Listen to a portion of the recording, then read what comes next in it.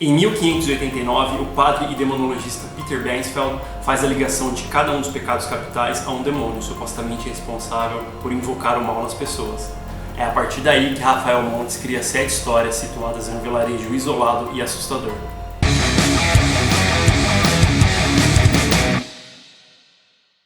Fala pessoal, eu sou o Paulo Pontes, esse é o Contra-Ataque Cultural. Se você estiver chegando pela primeira vez aqui, aproveita e se inscreva aqui no canal, ative o sininho para receber as notificações, beleza? Bom, hoje eu vou falar sobre o livro O Vilarejo, do autor Rafael Montes.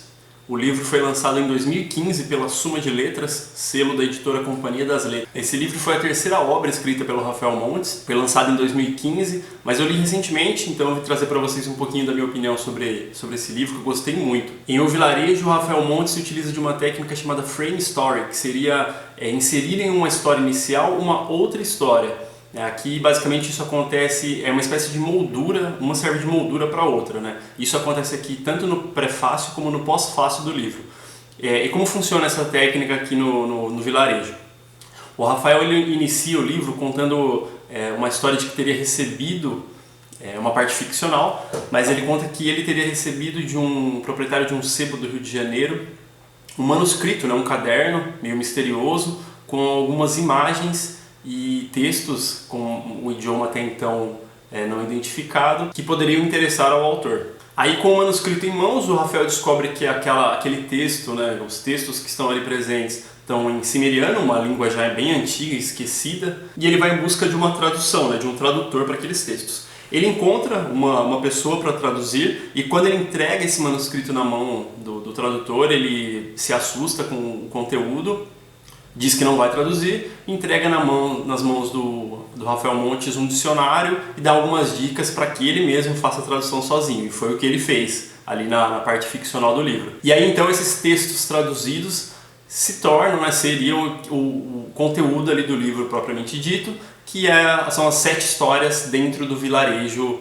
É um vilarejo sem nome que o Rafael utiliza no livro. Já logo nesse início, nesse prefácio, dá para sentir esse tom de suspense, que é bem legal, porque ele deixa ali nessa questão desse manuscrito misterioso que ele teria recebido, então você já fica apreensivo ali em saber o que está acontecendo dentro nos textos que ele recebe. Ou então aí é dividido em 7 capítulos, cada capítulo funciona como um pequeno conto, que dá origem ali a um conto maior, né, no geral, que é um livro curtinho, que acaba sendo inserido nessa frame story que eu comentei, que acontece tanto no prefácio quanto no pós-fácio do livro. Cada capítulo recebe o nome de um demônio, então Beelzebub para a gula, Leviatã para a inveja, Lúcifer para a soberba, Asmodeus para a luxúria, Belfegor para a preguiça, Mamon para a ganância e Satã para a ira.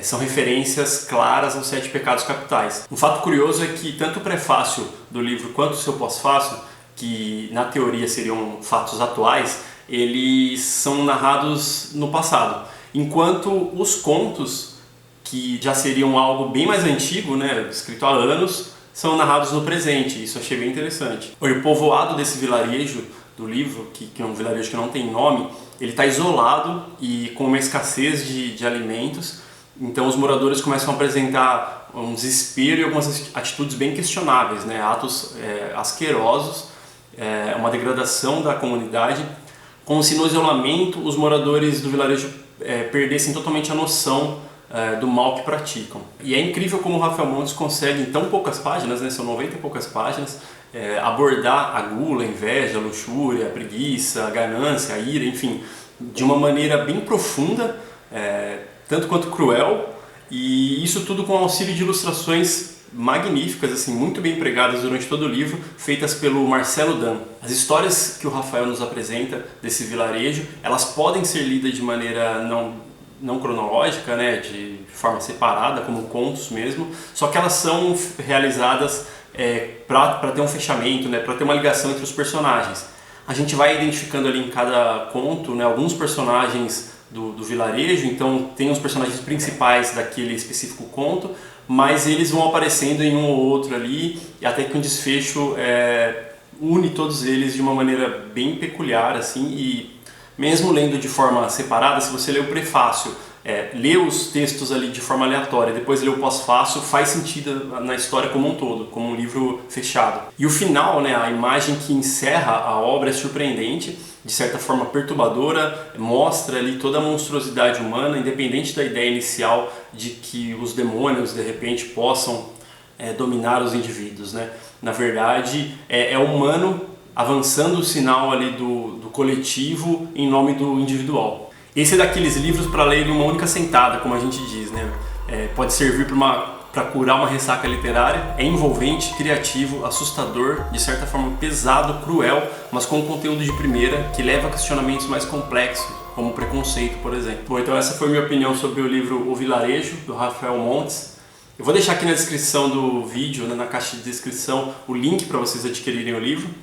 Caso vocês já tenham lido, coloquem aí nos comentários o que vocês acharam dessa obra, né? Se vocês têm alguma ideia aí, algum insight diferente, pescaram alguma referência, o que vocês acharam do livro, comentem aqui, compartilhem esse vídeo, deixem seu like, se inscrevam no canal caso não seja inscrito, ative o sininho para receber as notificações e a gente se vê em breve, beleza? Valeu e até mais!